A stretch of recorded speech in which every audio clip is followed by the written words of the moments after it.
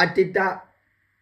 And I have to live with that for the rest of my life, and I'm embarrassed by it. If I went on a podcast, people would go, for fuck's sake. Some might laugh, but I'll go, you're missing the point. It's not genetics. It's not generational. It's a choice, right? That's what I did.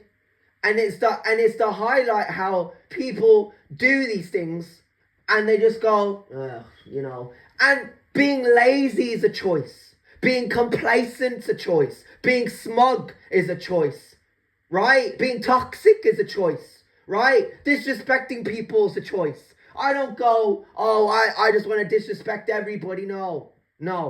I understand why I swear. I understand why I want to fight. I understand why I want to be relevant. I understand why I want to be closer to people, because they might not be around tomorrow. But if people fail to take advantage of this, if they fail to go, you know what?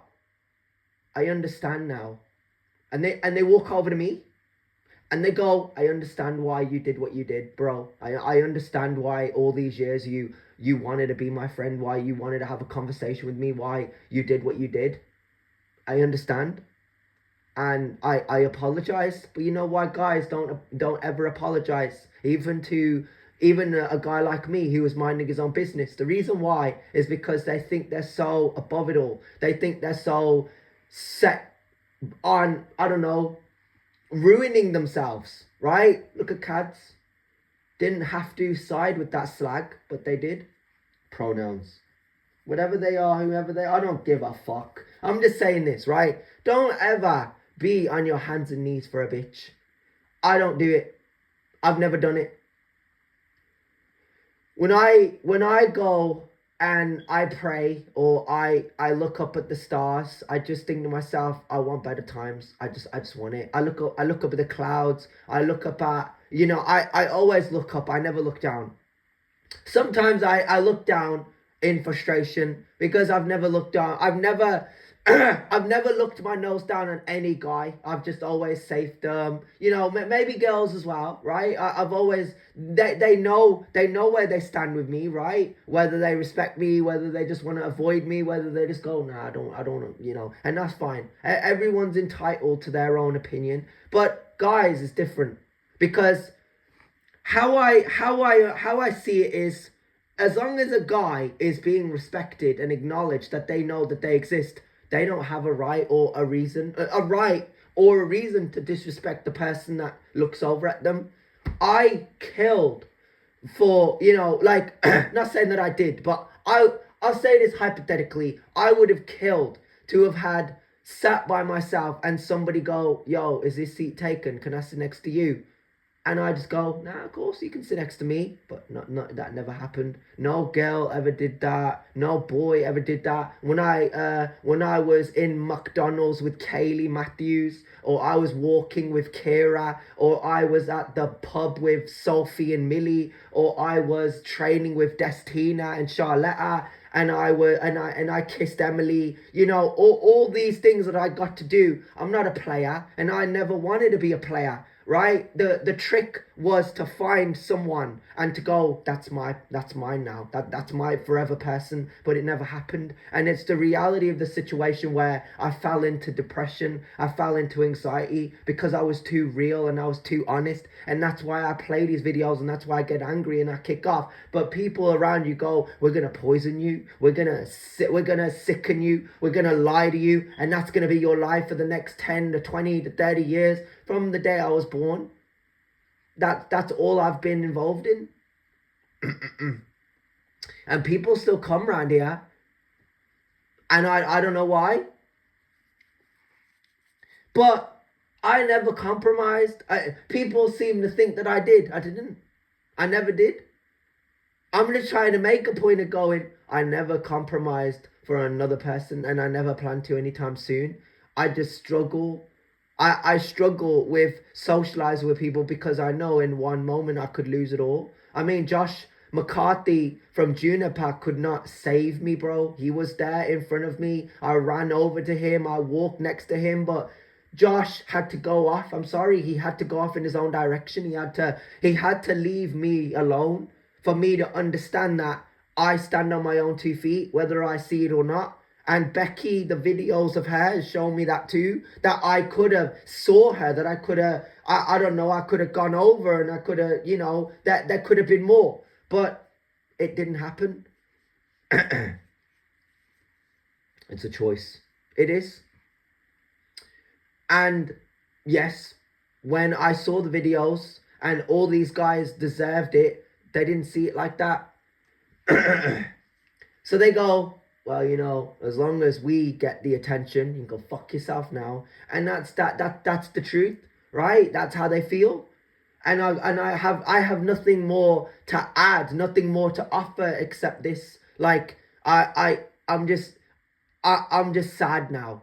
And I will be sad till the end of time because I know what I want and I can't have it. And I don't know if that makes me selfish. I don't know if that makes me like I would be happy if I could ride quads and go-karts. I wouldn't even go to my family members. Oh, I told you I wanted to spend time with these relatives and you took me to see them. Now I'm back to being angry like, oh no, like I wanted that from a young age.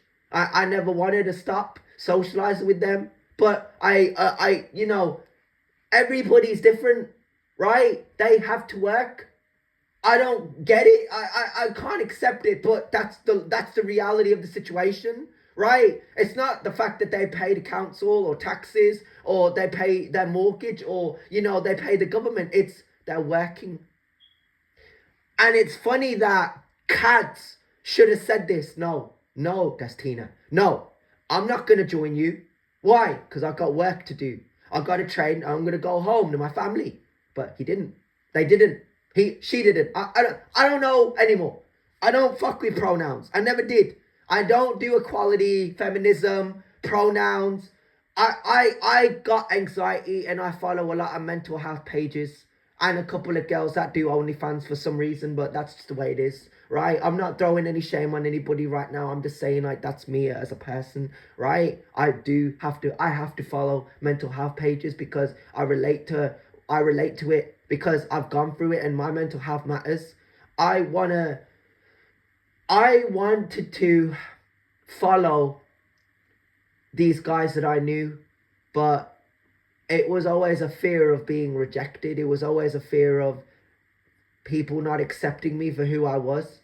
And I couldn't go just Tyrese or Josh McCarthy or I don't know, like Yusuf or Manjinda. I had to go and say, look, I accept you for who you are, but I know you would never accept me for who I am, and that's the truth. And people go, you don't give me enough credit. And I can't because I know you're not real right now. Like you're lying to me because no person that I've ever come into contact with or I have ever had a conversation with, spoken to personally, has ever felt the same way I felt about them, respectfully, you know, whatever way it will be, whether it's a boy or a girl, right? It just, you know, there are only two genders in this world, right? And I go, when you're no longer around, I will miss you. When you stop posting, when you go and you're no longer around, I will miss you because I've had a lot of relatives and people go, he doesn't show emotion, right? I was watching Smallville and I was watching Clark, and one of my favorite performances of all time is when Jonathan Kent teaches Clark how to just, understand that, he's becoming a man to be responsible. And a lot of times I feel Clark because he blames himself for what happened. And a lot of the times I kind of see that, Clark wanted to, there are so many things. Clark just wanted to fall in love with the same girl over and over again, like me with Becky, right? He just wanted that, right? And when Jonathan Kent died, it was probably the one time I actually felt emotional towards the story, because he could cry over a female and be like, yeah, But like to Jonathan Kent, the guy who raised him, that was strict at times, like he wasn't like Lionel Luthor, because Lionel Luthor was more, he was more ruthless.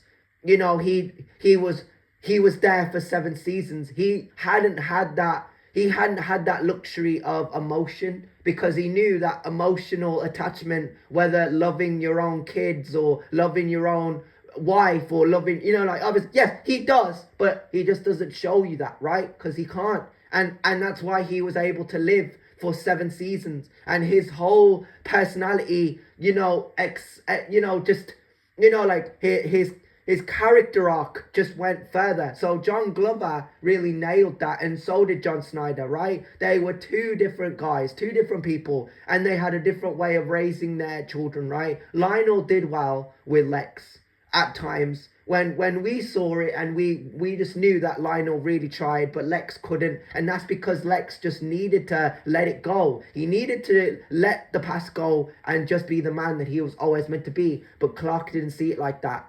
And that was the emotional attachment. So when I watched the clip of Clark crying over Jonathan Kent, I felt that.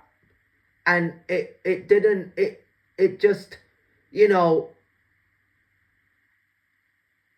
a lot of people go, men crying is not real, but I don't judge it, even if it's like you're trying to force a guy to cry on the spot. It's like, I feel it, because Jonathan Kent really represented a lot for Clark, and he was detrimental for him, because without Jonathan Kent, I mean, you can hear in my voice, like, I'm crying a bit, because, I just see the clip in my head and I go, he contributed to Smallville, and he had to leave to go on to do other things like Michael Rosenbaum for season 7. It hits you hard.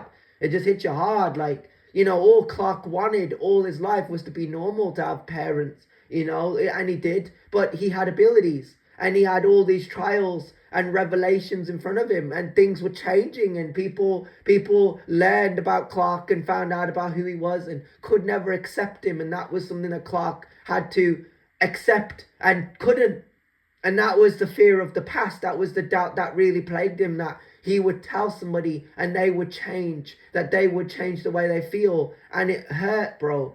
And at least Martha and Jonathan Kent loved Clark, really. That, even if it was Annette and John, that they, and Tom as well, like, as long as it was all mutual, and they could sell you that, that scene, because there were multiple, right? There were so many times where you truly felt like they really are real, they're really doing it, but it happened so long ago. But now it's like, when they do the podcasts, I like them because they're not podcasts, they're interviews. They're, they're just talking about their experiences of filming certain scenes, and the chemistry that they built, and the things that they were able to do, and, how happy it made them, or how more confident it made them, or, how, a certain aspect of another person would, okay, like, I see you doing something, and maybe I can go up to that sort of par. I go back to training in the gym,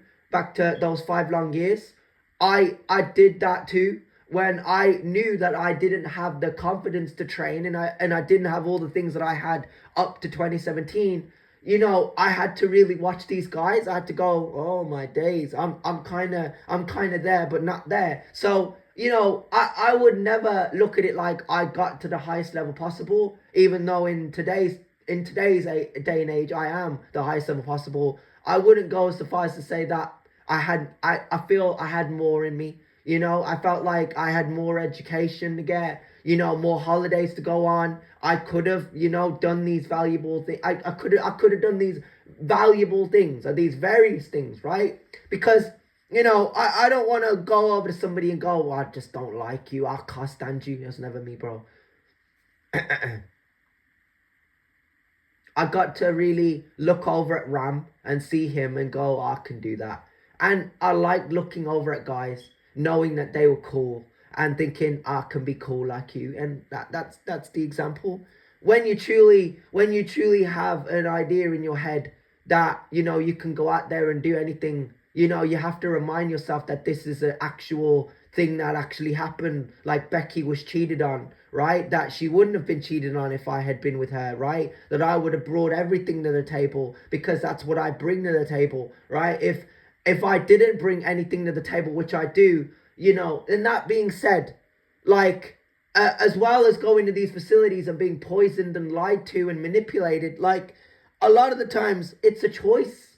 You're not born into this day and age to poison people or lie to people or, disrespect people. It's just something that you learn to do and you learn to live with it. And then you go, oh, I should never have treated you that way. I would never disrespect a kid because I just don't.